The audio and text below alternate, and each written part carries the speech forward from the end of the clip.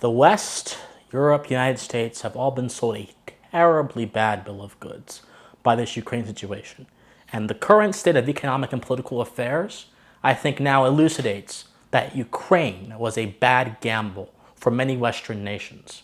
Now, my friends, I have extensively covered the Ukraine crisis on this channel. From the beginning of it, I covered it. I was involved in panels and debates on the Ukraine situation, and my position has always been the following.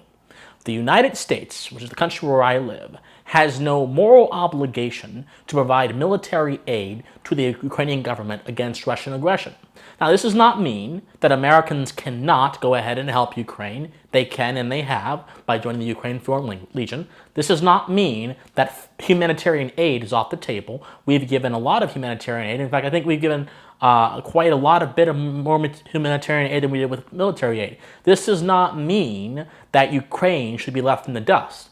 But it does mean that the United States' calculus towards Ukraine should be quite different than it would be if we actually had a moral duty to go ahead and fight in that foreign land.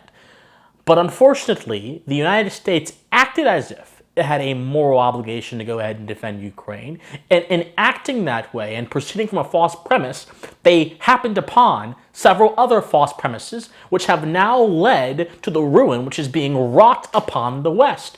For those of you who have been following the news, you may understand that Europe right now is in an energy crisis. They are preparing for a very cold winter.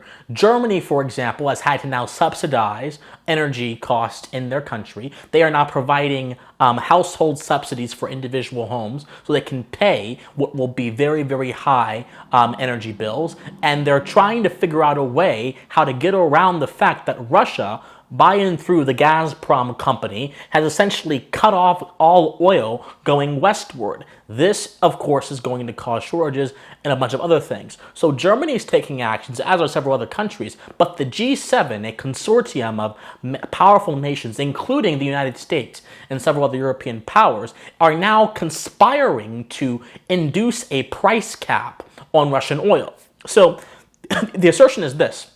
We understand Russian oil is important and we need Russian oil to survive. However, we will try to dictate the terms upon which Russian oil is sold to reduce Moscow's profit margins. Now, for those of you who've been following, as of the posting of this video, Russia has actually had quite a bit of economic success throughout the war, despite the embargoes, because of their cash crop, so to speak, because of their oil sales, and they have been dictating the terms of the oil sales to countries like Germany, and Russia has been using very sort of predatory and manipulative tactics to increase their profit margins and lower their costs, and that has caused companies like Germany to pay an arm and a leg. Now the G7 is saying, nope, we're going to go ahead and we're going to change this, and we're going to use our control over 90% of the global shipping market to make it hard for your oil exports to be insured,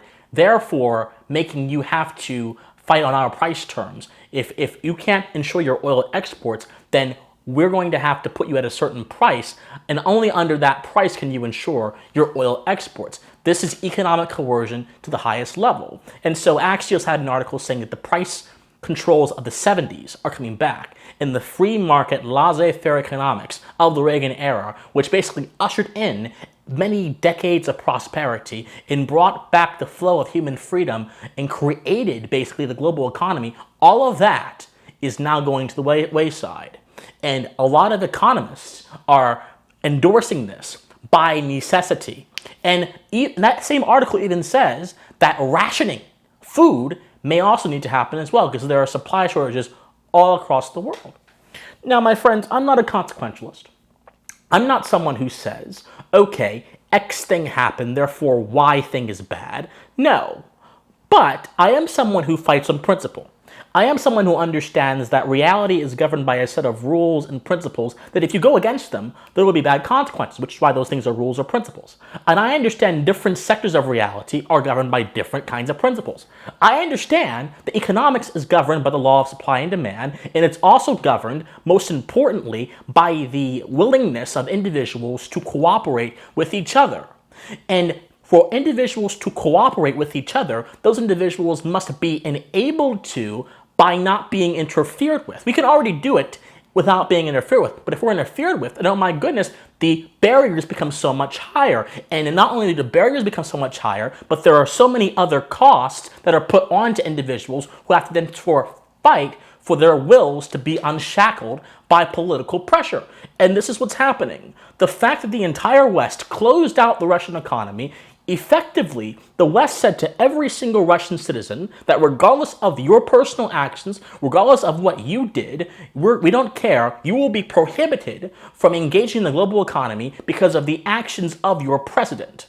A man who has nationalized the media in Russia, a man who persecutes political dissidents, a man who lied to hundreds of thousands of Russian parents, said that their sons and daughters are going for a training exercise, sent them over to Ukraine, and many of them die. There are broken families right now in Russia dealing with the consequences of this war, both economically, spiritually, and politically, and yet Biden, in being the leader of these sanctions, said that the goal is to punish the Russian people to get them to realize that Vladimir Putin is a bad leader. But of course, in punishing the Russian people, Biden and the G7 and every other European and world power who buys into this internationalist garbage has also punished the American people and has punished people of Europe. My friends, the moment you disrupt principles is the moment you sow chaos. Principles represent order. The fact that economic relations are governed by voluntary exchange and governed by supply and demand, which are reflective of general desires in the populace, allows the system to remain coherent and also allows the system to remain dynamic and unpredictable. But the government is deciding to ignore all of these things. Several governments are deciding to ignore all of these things and intervene in the marketplace and tweak it to their specifications without actually asking the question, how will this work in the light of the principles that I just mentioned? The G7 is not asking themselves the question, well, if we cap the price, won't this also impact the good being produced for us? Won't this also impact the amount of that good we can actually get? Won't this also impact or have costs shifted to other areas where the consumers could be hit? And the question is yes. But it's all happening because politicians in the West are more concerned about what's happening in Ukraine as opposed to what's happening in their own countries. And no matter what language they couch it in, it is a miscarriage of their duty. And if a politician miscarriages their duty, they have no legitimate standing to be in their office. What's happening in Ukraine is horrible. Vladimir Putin is not a good person. There's plenty of arguments you can make about the Ukraine situation. But what's even worse happening in the West is that principles and long-standing rules are becoming secondary to the desires, the temporal desires, I might say, of politicians who want to make a statement. What's even more concerning is that the wills of the people in every single country in the West are being ignored because the politicians think by enacting sanctions and talking about rationing and putting price caps on the commodities that they deal in, the politicians think that they know better than the people. This is not a populist point. This is a point about origin.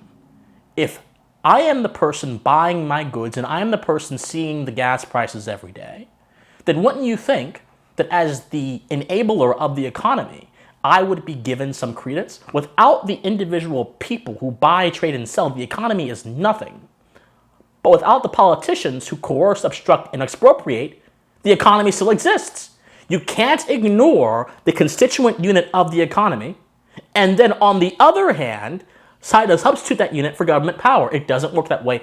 This leads to chaos. This leads to breakdown and downturn. And the West has no one but themselves to blame.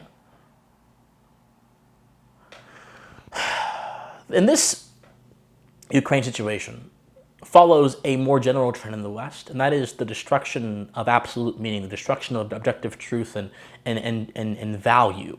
All of these things, again, are becoming secondary to considerations of power.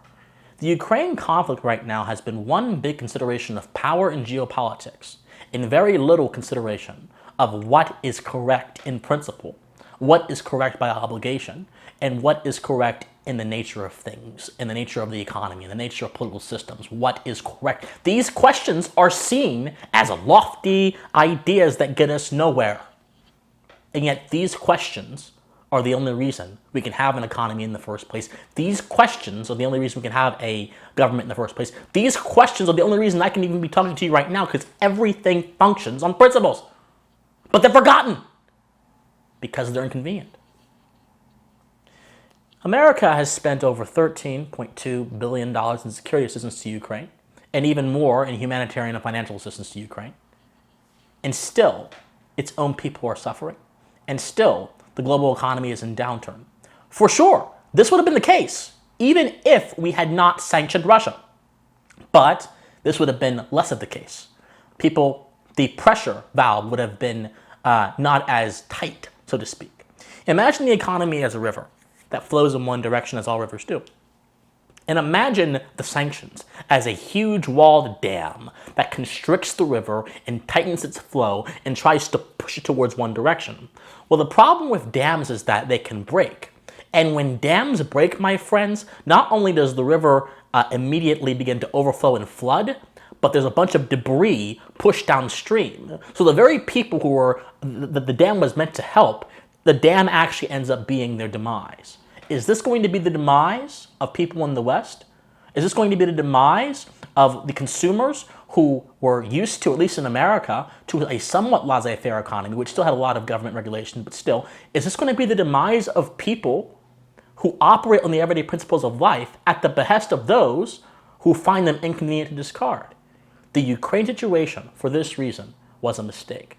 Because the Ukraine situation was a method for the politicians to A, disregard their duty to maintain their countries and instead focus on another country, and B, disregard the fundamental laws and order of the economy and of political systems at the convenience of fighting a dictator and couching everything that they do in emotionalism as opposed to adhering to the logical course of things, the logical order of the universe.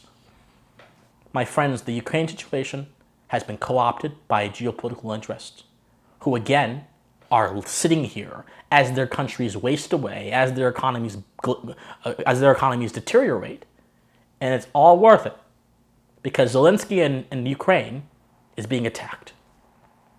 It's all worth it because Zelensky in Ukraine has gone around and he has done a virtual tour where he berated several countries, including Germany, and brought up Germany's past with Nazi Germany as a justification for helping him. And he did the same thing to Canada, United States, and every other nation he went to.